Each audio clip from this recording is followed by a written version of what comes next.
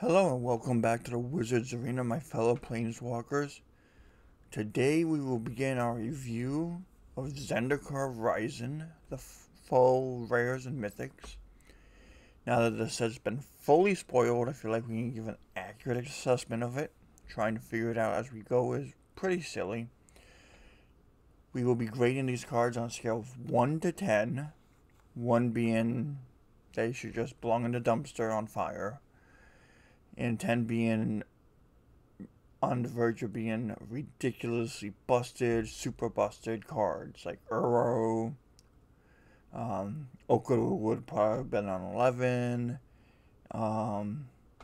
Stuff like that. Stuff that's just so over the top that you're like, no, this can't be. And like, if he gets like an 8, that probably means it should be in every single deck it can possibly go in and stuff like that.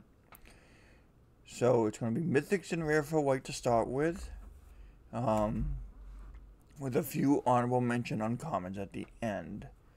So we're starting off with the Angel of Destiny.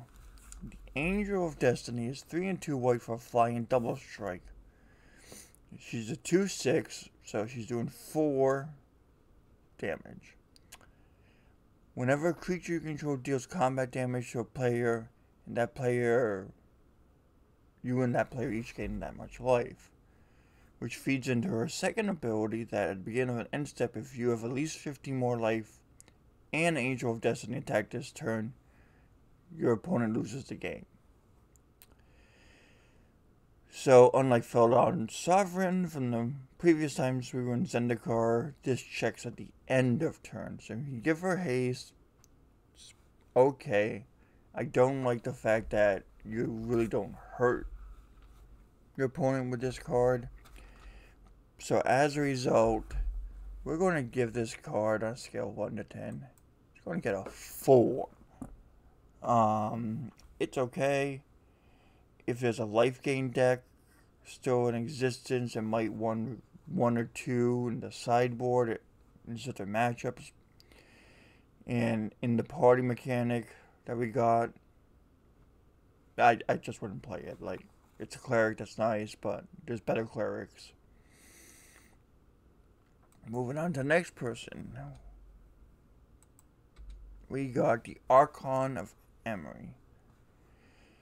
This is a hate bear. It's a flying 2/3 for 3 with a rule of law on it. So people can only cast one spell. So in a white-blue control, you can counter whatever they do. And non-basic lands your opponents control enter the battlefield tapped. There's going to be a lot of non-basic lands, so that's pretty cool too. But it's, again, a very, very small niche, and I would be more excited about it if white-blue had a dual land. They don't. All the shocks are leaving, and we only got 6 out of the 10 shocks. We didn't get all the allies or all the enemies. We just got a random hodgepodge. So white-blue we missed. So white-blue I don't think is going to be as big as usual. So this poor guy only gets a 4. That's it. He's sad. Initially when I saw him, I'm like, oh, we're going to get our first good Griffin. Nope. He's an Archon. And I'm kind of surprised he wasn't like an Archon warrior or an Archon cleric or some weird thing, Griffin cleric for a party. But hey, he is what he is. Okay. This is the first one to dive into the whole party idea. This is the Archpriest of Iona. Now, looking at it initially, this is going to be your first drop if white. That's the whole thing. If party is a thing, this will probably be running it to help you get to the 4 people as quick as possible. So it's a white for 1/2, just counting itself, which used to be okay. But if you cast a thing on turn 2, that's not a cleric, then it's a grizzly bear. It's only useful on turn 4 at the earliest, probably. And then it gives a creature +1/+1 flying turn to turn. And it's a 4/2. So if there is going to be a party deck, this guy clocks in a little better at a 5. If there isn't a party deck, he's just bad. Like, he's maybe a 2 or a 3. So, we're going to move on to our next sweet card. Emery's Call. This is a mythic. It's stapled to Emery's Shattered Skycleave. So this is the first card stapled onto a land. I like the idea a lot. It's really hard to judge exactly what to value these things at. Like, it would be good in a white-blue standard grindy deck, but we don't have the white-blue dual again. So in standard, you might play one on the flip side as a land, and then if you so happen to have it late game, then you can cast it as a spell. You might run 2, but I just, you know, like, it's just, this one you wouldn't run as a spell. You're going to run it as a land. Getting shot for 3 is not good. But you do have the issue also, if there's like a Jeskai shell going around, then maybe you'll get played with the Jeskai thing. But then you'd have the 4 tri-lands. You would have some Fabled Passages possibly. And also you would have the temples.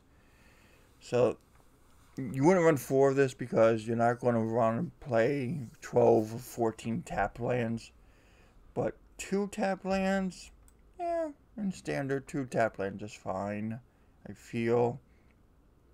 I don't think you ever want to have more than half your deck be tap land. So if you're just going to replace a basic planes with this thing, so you have the flexibility or option to make some tokens and then give your team indestructible to close out the game, I think they're being undervalued. Like I've gone back and forth with this, talked to a couple people, and I think Skyjade's right. I really do. So I really think, because of the fact that you can have the land be untapped, that it's going to be probably a 7. I really think that's where it's going to end up.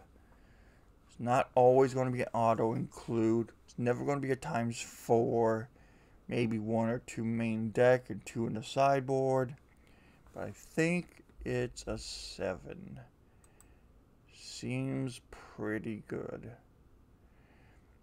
So, moving on to our next card, though, we have us Feldar Retreat. This is so much better than the last time we were there. This is 3 and a white for a landfall. Play a land, make a 2/2 kitty, or put a +1/+1 counter on each creature you control, and they all get vigilance on the turn. The one we had last time cost the same and did a lot less. So this is upgrade, upgrade, upgrade city. So I feel like in standard, with the possible cat theme stuff running around, I feel like this gets a 5. In standard, it's pretty good. In other environments, it's going to be better. But I think it clocks in at a 5. Wouldn't be shocked if it sees play. It's not terrible. But in other formats, That's where it shines. Legion Angel. Flying 2 white, 2 colors, 4/3. When enters battlefield, reveal a card from outside the game named Legion Angel and put it into your hand. So this is kind of like Squadron Hawk. Squadron Hawk got played like whoa. But this costs more mana. It's got a weaker backside. It's okay. It's a warrior for party, but I don't see it being used much there. I'm only going to give it a 4 in standard. The problem is, unlike Squadron Hawk, which was cheap and also had good equipment to team up with, there's little. The good equipment that we have costs less than her, so you'd have to pay the equip cost of 4, which is not good. So the next card is Luminaric Aspirin. White and a colorless for 1/1 at the beginning of combat on your turn. Put a +1/+1 counter on target creature.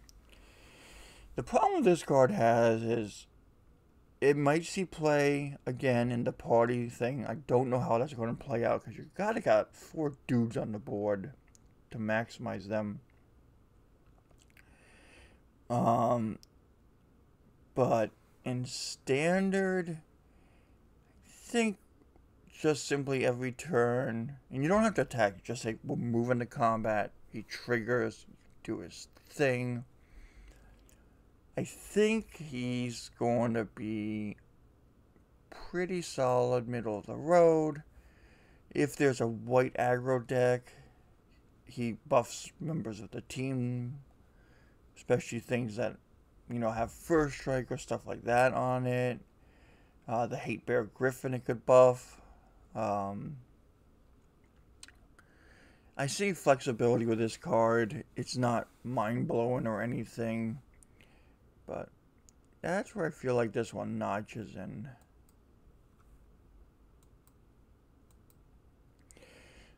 The Maul of the Sky Cleavers. This card I like a lot. Like a lot. This is probably the best white card we get. And this seems to be the new thing is when it first comes into play, the very first time, you slap it on a dude. And being able for 2 and a white to give a creature +2/+2 flying in first strike, and if the creature has no summon sickness, just smashing them for a bunch. Seems really good. So this thing is going to be an 8. This is the best white card. It's the best. Really amazing. The equip cost is kind of tart, but I think it's more of like, sort of like along the initial idea of Ember Cleave, where you surprise, here it is. It's again attached. You got a creature removal spell. There are a lot of removal spells, but +2/+2 flying first strike for 3. Now I have 3 and spend more later. Like, this is really good. Our next card is the Andro Inversion, and it's stapled to the back of a rare land. Unfortunately, the land always comes into play tapped. You can't get away from it. And for 6 and 2 white, you destroy all non-land permanents. Now, the nice thing about this, again, is you can just, like, stick one in as one of your 24 lands, maybe 2, or, like, 1 in your deck and, like, 2 in a sideboard, which I feel helps it out a bunch, but I don't think it's as good as the Angel one. So this guy, it's going to be a 6. It's pretty good.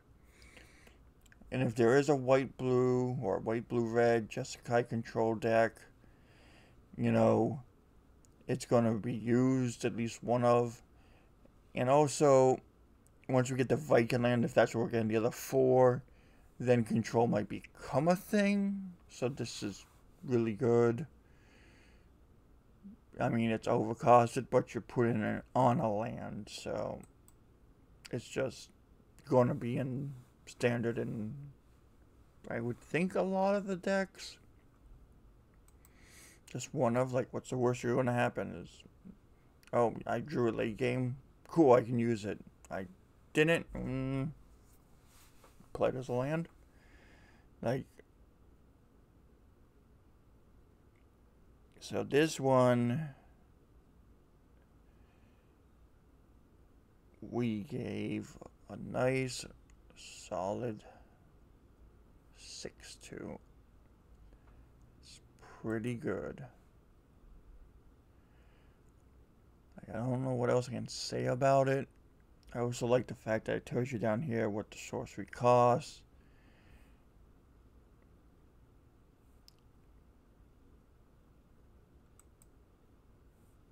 But also, for those who don't know, it's always this side, always, in your deck. So if you have like 2 lands and this, and they cast a discard spell and look at your hand and strip a card out, they can strip this out if you only have this as your only land in hand, because it's never this, even if you have it like this. It's always this. So let's move on to our next card. We got near the end. Skycleave Apparition. This guy's sweet.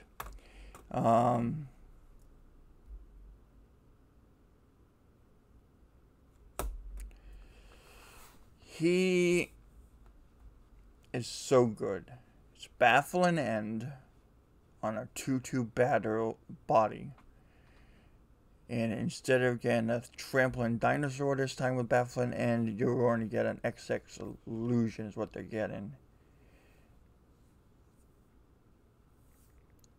At least the plus side is it leaves. It's not a party person.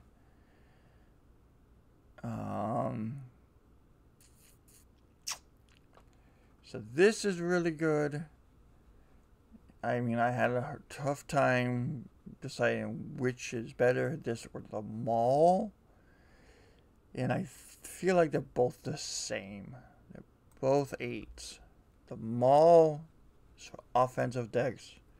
This is for control aspects of decks. And the nice thing is it's a non-land permanent it hits.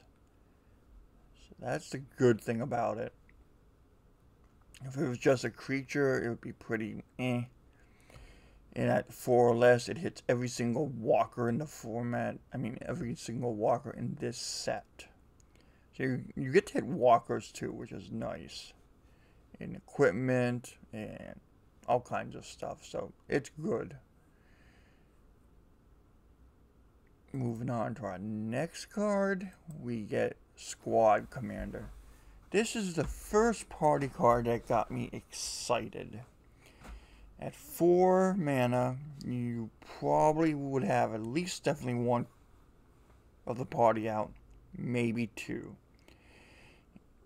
So if you have 2 out in front of it, that like Rogue or Cleric or Rogue or Wizard or Cleric Wizard, something like that, you cast this as your 3rd one, you're paying 4 for 6 power. That's really nice. And if you do get to the promised land of a full party, making the whole party indestructible and giving it +1/+0 is sweet. The problem is I feel like getting to the party is going to be really tough. And any single target removal will make you sad. There's a lot of it. Heartless Act. There's a couple new ones in this set. Like, I feel like she's the best one we've seen so far. Gets me kind of excited for party, but there's just, you know, if you cast her into an empty board state, you get 2 guys. It's kind of nice. But yeah, like if party isn't a thing, it's like a 3. It's just eh. But if party is a thing, I think it's a whoops. Sorry folks. I think it's a 6. It's really good. Give you a couple tokens.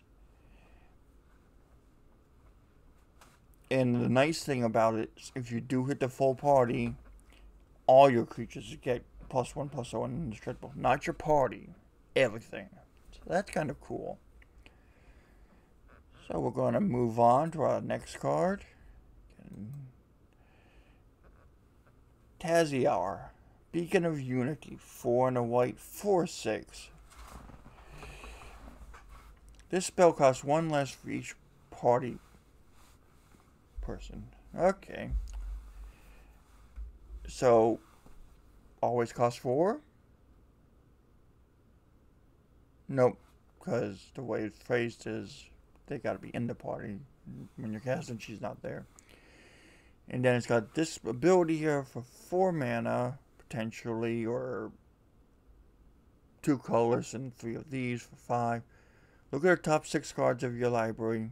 Reveal up to 2 cleric, rogue, warrior, wizards, and or ally. Only card in the whole set that mentions ally. Cards from among them, and put the rest on the bottom, and those 2 into your hand. So you're digging 6, which is their new favorite number, choosing 2, putting the rest on the bottom.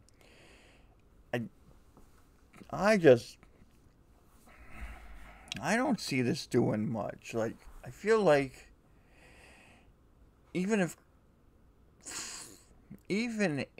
like party is a thing, I just don't see this being used that much.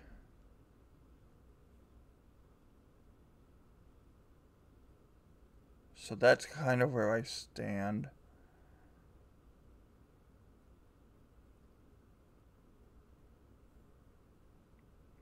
So it would get like 2. It's just not going to do anything to speak of. Like, I just don't think it's good. So moving on to our next cards. We got 2 honorable mentions. Journey into Oblivion. And this is an O-ring uncommon. That's only going to be good if party is a thing. Like if you have 2 party members, it's 3 like an O-ring. O-ring's always cool. So if party does its thing, it gets a 5. If it doesn't, it's only going to be a limited thing, so it's going to be like a 2. It's just really not that great. Dauntless Unity I like though, because Inspiring Charge was always 4 mana instant, and it never saw play. It kind of saw like fringe limited play. But this being instant and 2 mana for a 1/1, and then for 2 more you make it 2/1. That gives you early options if you want, and late game options if you want. So this might push it into seeing play. Definitely limited play, but this is kind of like on the radar a little bit with White Weenie. It might be a thing. It's a 3. And that has been all the white cards. My name has been Draymore with the Wizards Arena. Please like, share, and subscribe. Comment below. And I'll see you in the next video. Have a good day.